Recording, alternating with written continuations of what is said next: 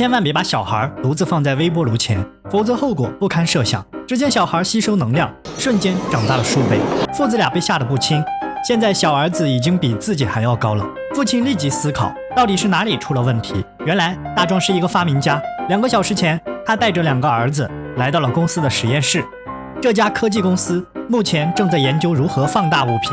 大壮将儿子的玩具兔子放在了实验台上，然后对准兔子按下了启动按钮。无聊的小豆从婴儿车爬了出来，而刚好实验出现了意外。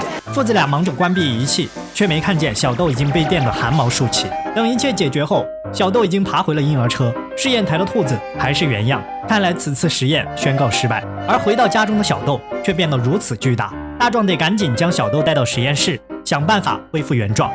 他们采购了大型外套，混过了安保，再次来到了实验室。可没想到自己的顶头上司却在这里，因为之前的意外，实验数据已经重置，大壮被直接开除。无奈之下，只好带着小豆返回家中。此时的妻子见到了变大的小豆，直接被吓晕了过去。现在的小豆可不会安心玩自己的玩具，想方设法的拆起家来。经过一番折腾，终于让小豆睡着。夫妻俩出发去找可以让小豆缩小的机器。然而此时照顾小孩的保姆又到了，小蛋为了安抚保姆小丽的情绪，将她捆了起来。好在此时的小豆正跟着电视机里的音乐跳舞，没给他们惹来更大的动静。小丽逐渐冷静下来，却只听到一声巨响，两人跑来一看，窗户破了一个大窟窿，而小豆已经不见了踪影。在造成更大的混乱之前，他们必须将小豆找回来。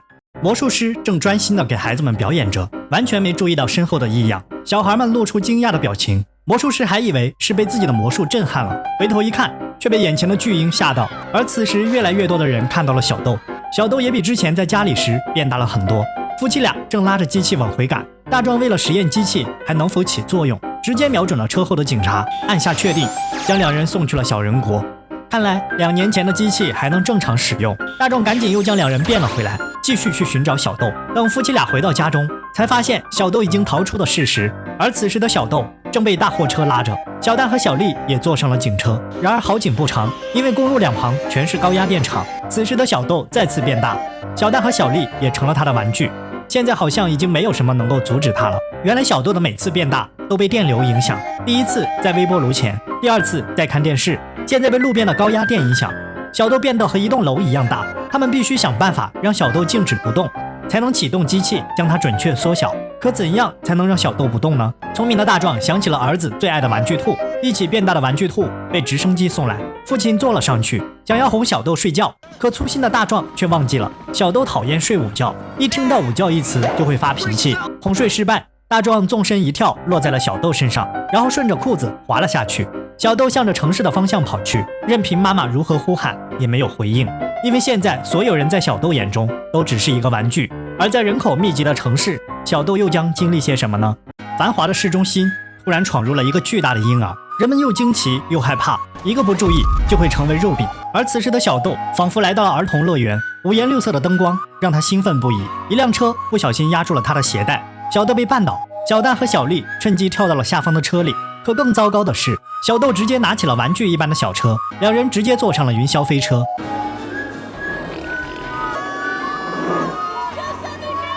小豆玩过了玩具车，直接将车放到了人形指示牌上，但还是没有逃脱掉落的命运。危急时刻，小豆接住了车，放进了自己的口袋，这才让人们松了一口气。指挥官指示着周围的商家关闭灯光，把小豆引向空旷的地带。而此时将大壮开除且怀恨在心的领导却坐上了直升机，想要制服小豆来邀功。现在已经没有什么能阻止变得巨大的小豆了。小豆妈妈却想到了一个办法，那就是把自己也变大。经过一番劝说，大壮同意了行动，按下了机器开关。此时的小豆却在经历了更大的危险，直升机上的超大麻醉枪已经对准了他，扣动扳机打中了小豆的吉他。小豆被吓得哇哇大哭。